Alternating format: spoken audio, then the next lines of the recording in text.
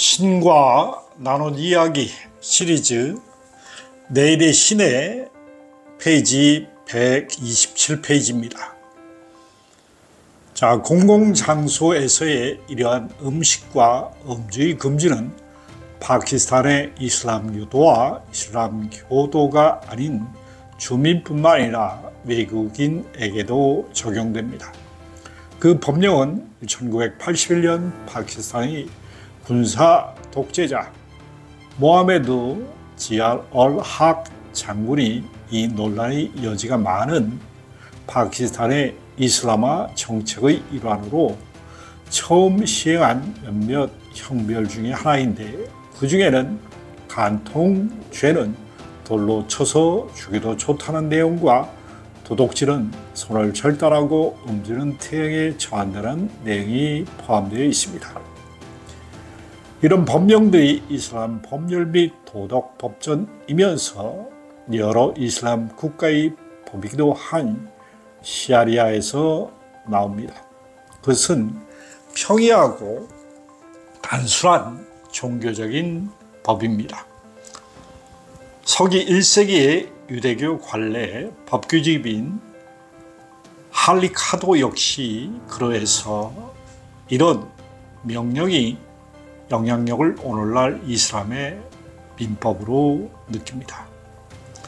미국과 같은 다른 지역에서도 민법이 종교적인 영향력에서 분리되어 있다고 선언하나 그 분리는 대체로 제도적일 뿐 기능하고 있지는 않습니다. 도덕적인 문제가 개입된 영역이라면 법은 사회의 종교적인 관점을 실질적으로 반영하는 쪽으로 가능하려고 노력합니다. 그리고 이런 방식으로 너희가 문화가 믿음에서 나온다. 자신에 관한 인류의 관념은 신과 삶에 관한 인류의 관념에서 나오고, 그 관념은 인류의 가장 강력한 아이디어 조달자에서 나온다. 즉 종교에서 나온다. 영화, 텔레비전, 비디오 게임과 같은 아이디어 조달자의 영향력을 사회가 우려하고 있는 오늘날조차 종교만이 자신의 메시지에 당연시되는 도덕적 권위를 보탤 수 있는 유일한 아이디어 조달자로서 홀로 우뚝 서 있다. 이런 이유로 200년에 걸친 십자군 전쟁이나 뉴욕시의 빌딩으로 제트 여객기가 비행해서 충돌건과 같은 잔악 행위를 만들어내는 것이 종교의 영향력임을 틀림없는데도 감히 그 영향력을 우려하는 이유가 거의 없다. 영화, 텔레비전, 비디오 게임 또는 만화책이 도덕적 권위가 있다고 정말로 진지하게 말을 꺼낼 사람은 아무도 없겠지만, 너희 종교는 그런 권위를 지니고 있다. 비록 이 경전이 실제로 만화책으로 만들어진 적이 있다 해도요. 그렇긴 하지만 그건 또 다른 문제다. 내가 여기서 말하는 핵심은 종교의 도덕적 권위가 주는 비중이 엄청난 영향을 끼친다는 것이다. 정부가 너에게 전쟁에 참여하라고 말하면 너는 양심적 병역 거부자가 될 수 있다. 그러나 너희가 만약 신이 너에게 성전에 참여하라고 말하면 과연 너에게 양심적으로 거부하라고 말할 사람이 누가 있겠는가? 아무도 없겠죠. 다른 사람들은 다른 수단으로 신이 전쟁을 지지하고 있다고 말을 들었는데, 전쟁이 나가기를 반대하면 그는 모든 도덕적인 근거를 잃겠죠. 2003년 초 미국은 이라크가 미국의 전 세계 안전을 위협하는 대량 살상 무기를 개발하고 보유하고 있다고 주장하며 이라크에 대한 선제 공격을 선언했을 때, 기독교인들이 생활을 위한 찰스 스탠리 협의 찰스 스탠리 목사는 전국 방영 텔레비전과 인터넷 시청자에게 신은 자신에 대항하고 자신과 자신을 따라하는 사람들에 맞서 싸우는 사람들과 전쟁을 벌입니다. 그래서 신이 비록 전쟁을 싫어할지라도 반대하지는 않습니다. 구약 성서를 보면 신이 자신의 계획을 달성하기 위해 전쟁을 사용한 사례들이 있습니다. 라고 말했습니다. 스탠리 목사는 또한 신은 자신의 의지를 성취하는 수다로 전쟁을 동원할 신성한 이유가 있습니다. 라고 말했습니다.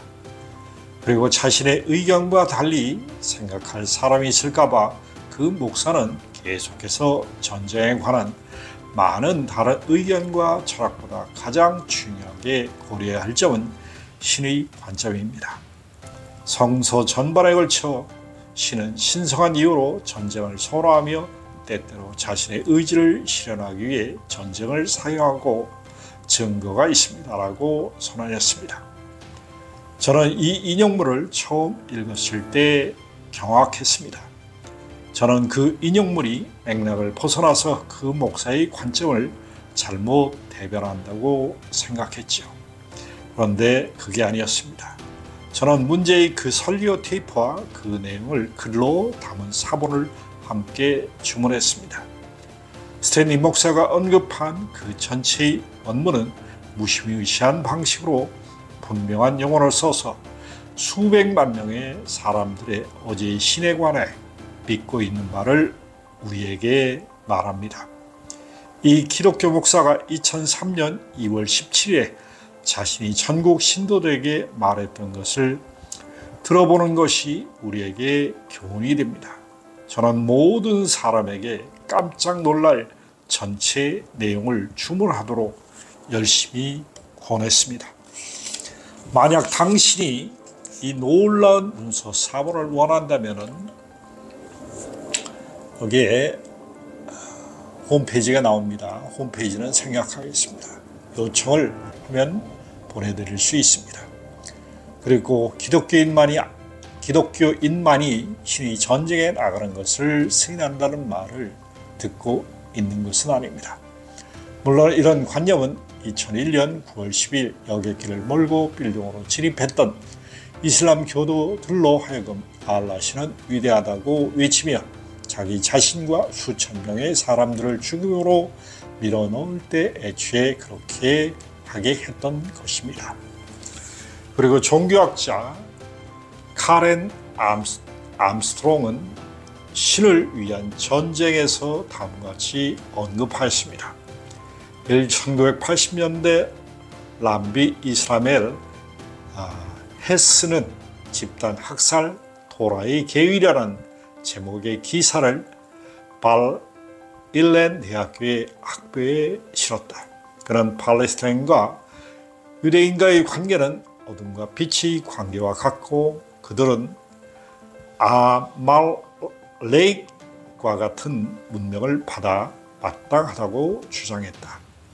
그러면 그것은 어떤 운명일까요? 사무엘기 상권 제15장 2 내지 3절에 따르면 만군의 주님께서 이렇게 말씀하셨습니다. 아말렉이 이스라엘에게 한 짓, 즉 이스라엘이 이집트에게 올라오는 길을 막았던 그 일 때문에 나는 그들을 벌하겠다.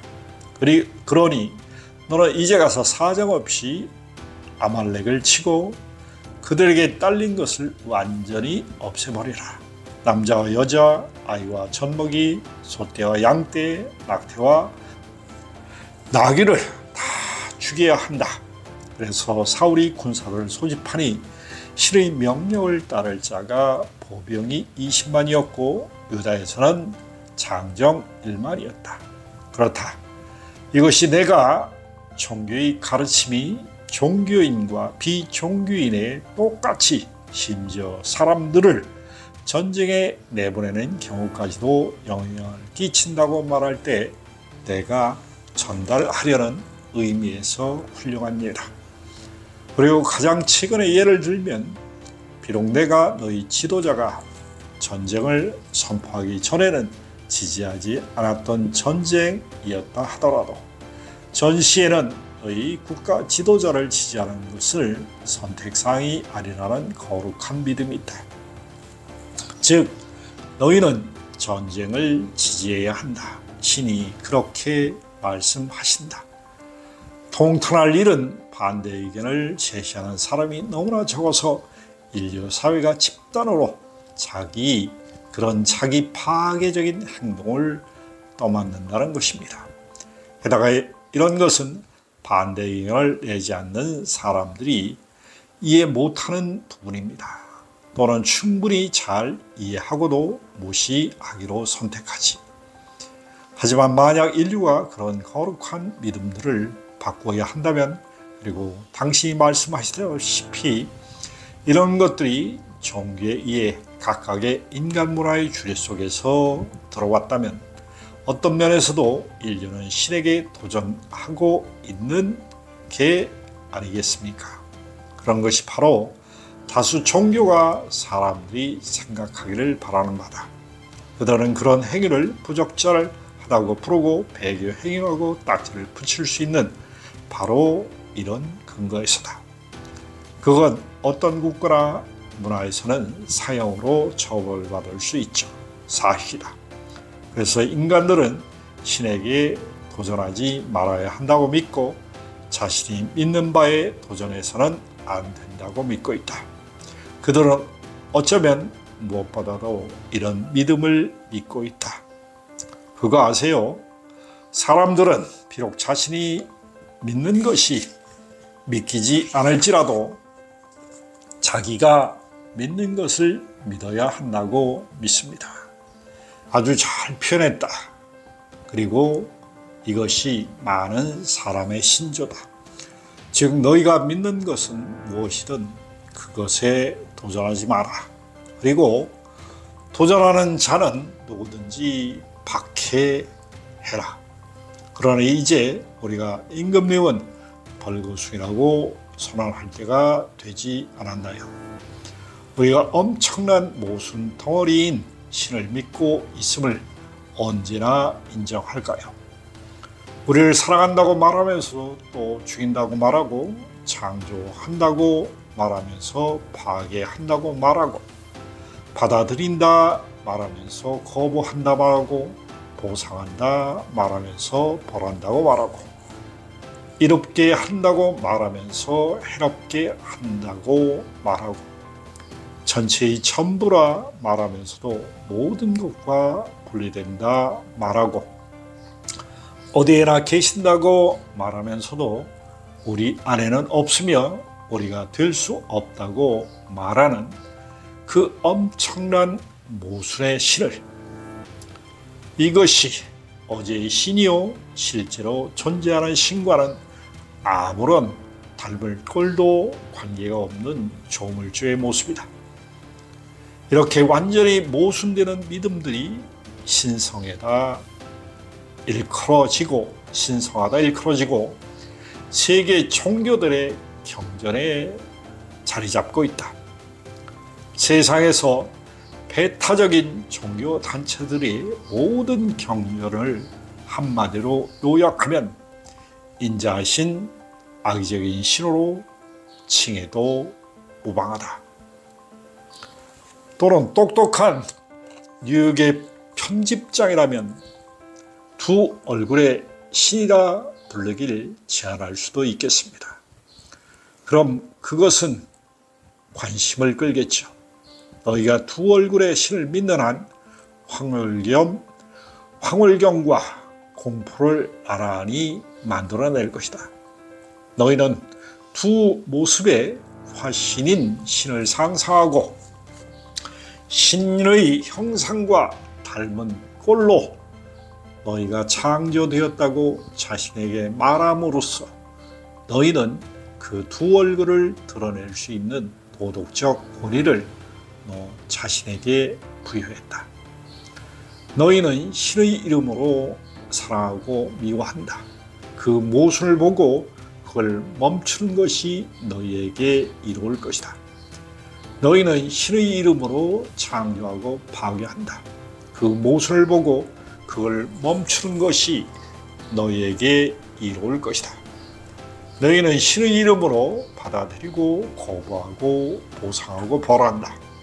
그 모순을 알고 그걸 멈추는 것이 너희에게 이로울 것이다.